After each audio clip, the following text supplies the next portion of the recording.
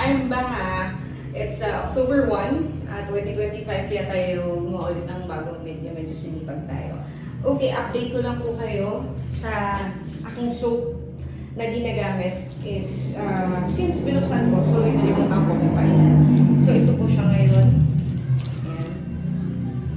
Ayan, ganito po siya ngayon.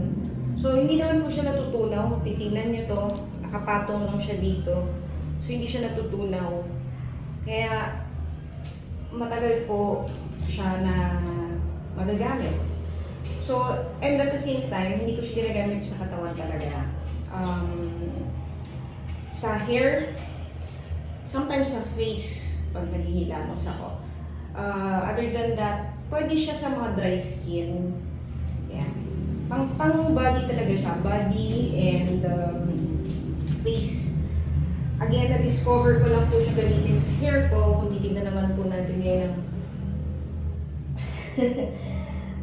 Last ko pong na-chemo is March 24, 2025. And if we check ko yung day-to-day, it's October 1. So, March, and then April and May. Okay, May 1 is kalbo pa po ako. So, nagtumubo yung buhok ko mga mid-May. So, kung start ng paggamit ko nito, sige, gawin na lang natin mga around May, siguro. May. And then June, July, August, September, October. So, 4.5. Nasa 4.5 na tayo. Ito pa lang yan. Simula tumubo, hindi ko pa po pinagupitan at hindi ko trinim.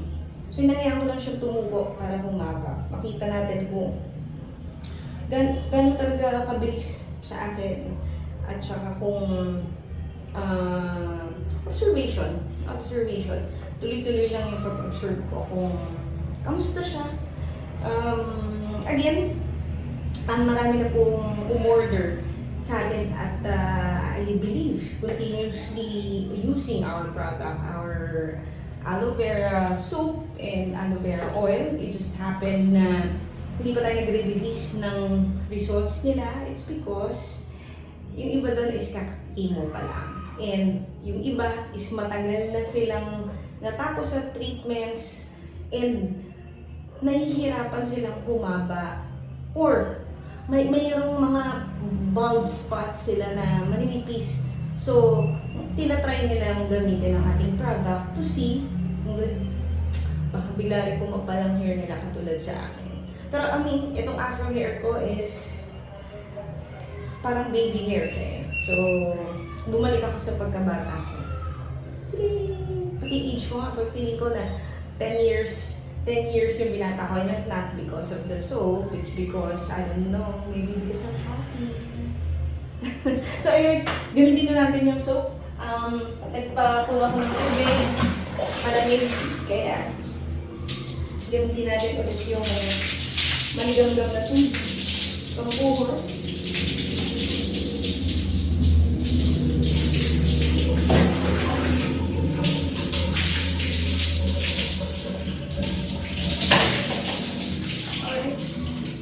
So, hindi siya basa.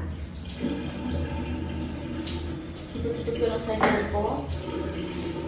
And, bubula na siya.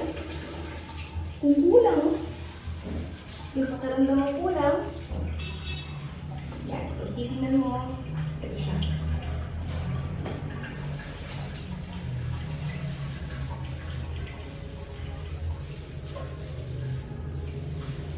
So, kung manipis ang hair mo, hindi mo kailangan i-scrub ng sobra.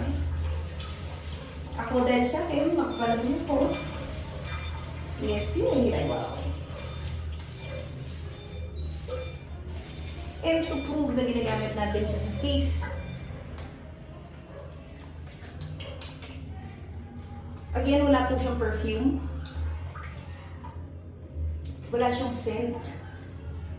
So, parang wala, hindi mo siya harsh sa skin.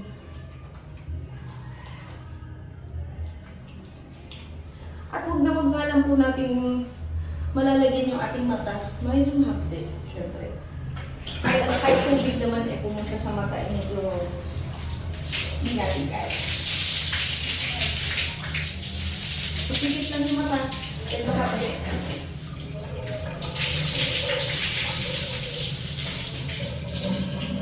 See, kita ba yung hair ko?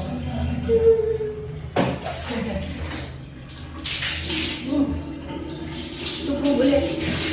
Minsan inuulit ko. Ano lang, para lang makita ng audience. Ayan. Okay.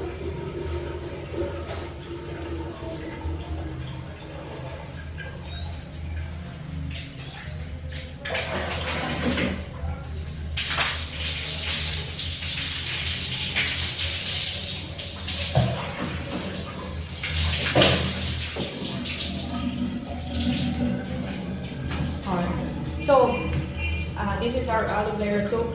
This will be available again this coming November. I will have 50 pieces soap and 50 pieces oil. So, sa mga interested, pa-reserve po kayo para i-remind ko sa kayo once na padating na po ang ating product. So, nasa second phase pa na po tayo ng ating business. And salamat sa lahat ng naniwala at umorder. At natutuwa ko na i-release in due time ang kanilang mga results. Thank you! Bye!